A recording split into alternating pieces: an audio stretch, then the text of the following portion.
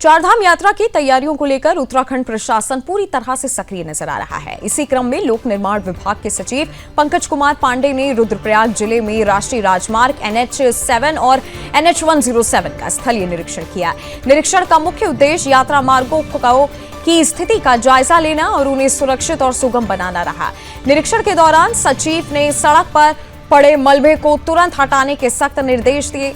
उन्होंने कहा कि चारधाम यात्रा के दौरान किसी भी प्रकार की बाधा यात्रियों की सुरक्षा और सुविधा पर असर डाल सकती है, इसलिए मार्गों को पूरी तरह से स्वच्छ और सुचारू रखा जाए। इसके साथ ही उन्होंने धूल की समुचित सफाई सुनिश्चित करने के भी निर्देश दिए ताकि यात्रा मार्गों पर दृश्यता और आवागमन दोनों सुरक्षित रह सके।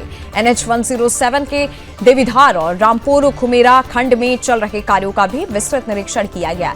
सचिव ने स्पष्ट निर्देश दिए कि शेष निर्माण और मरम्मत कार्य अगले 2 दिनों के अंदर हर हाल में पूरे किए जाएंगे।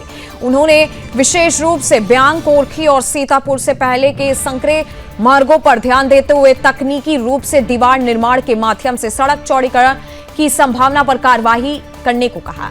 इसके अलावा सोनप्रयाग स्लाइड जोन क्षेत्र का भी निरीक्षण किया गया, जहां सचिव ने जाली लगाकर आवश्यक सुरक्षा उपाय तुरंत लागू करने के निर्देश दिए।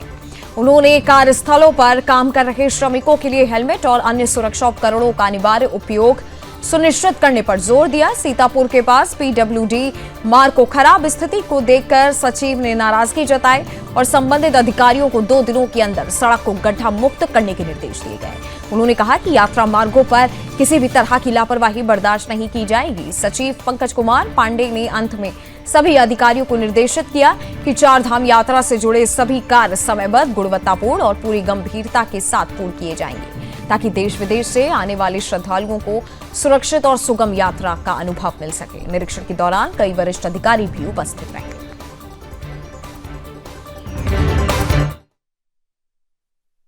आज हम लोग देहरादून से यहाँ पे आए हुए हैं। गौरीकुंड पे हम लोग खड़े हुए हैं इस टाइम पे, और राजमार्ग की स्थिति देखने के लिए हम लोग यहाँ पे आए हैं।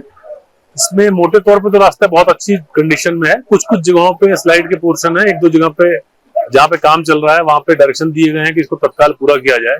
कुछ जगहों पे गड्ढे वगैरह मिले हैं, उनको भी भरने के निर्देश दिए गए हैं। प्रयास यही है कि 2 दिन बाद जब यहाँ पे कपाट खोलेंगे उससे पहले इस काम को पूरा कर लिया जाए। जो बड़े काम है, स्लाइड ट्रीटमेंट वगैरह है, उसमें तो समय लगने की संभावना है, लेकिन ये प्रयास किया जा रहा है कि पब्लिक के लिए, ट्रैफिक के लिए, दोनों तरफ से गाड़ी के मूवमेंट में कोई रिस्ट्रिक्शन नहीं आए।